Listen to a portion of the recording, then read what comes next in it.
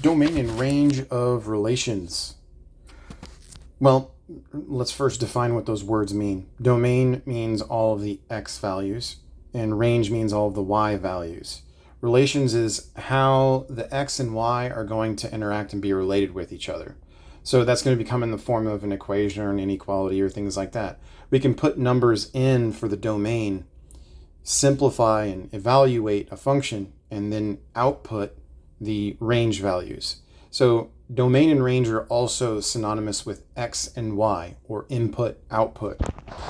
So you can see that right here, there is just a list of coordinates. And these coordinates could mean one thing or another. We don't know the relationship between them, other than we know that there is a relationship between x and y, and they came from a function.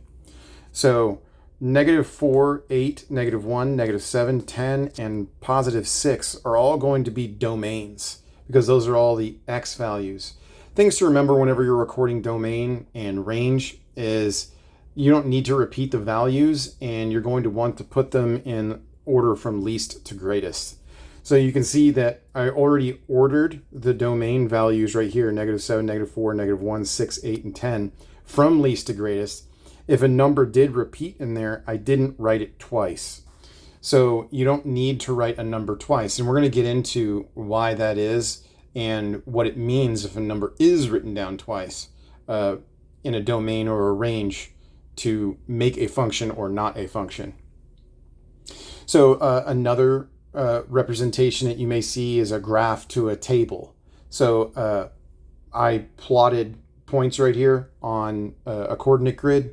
And the reason I have -5, 0, 1, and 5 above the points that were plotted is because if you read it from left to right, that's automatically going to put your domain in order from least to greatest. So it was real easy to rewrite those points into a table.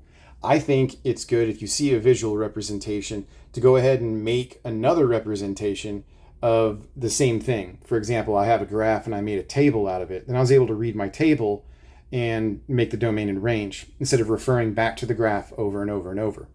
The same thing can apply to your range. If you read it from bottom to top, that would automatically put all of your y values in order from least to greatest. And you would see that on the y side of things, the range, you can see that 3 repeats. And notice that over here, I did not repeat the 3. So just some things to keep in mind whenever you're going over the basics of domain and range of relationships between two variables.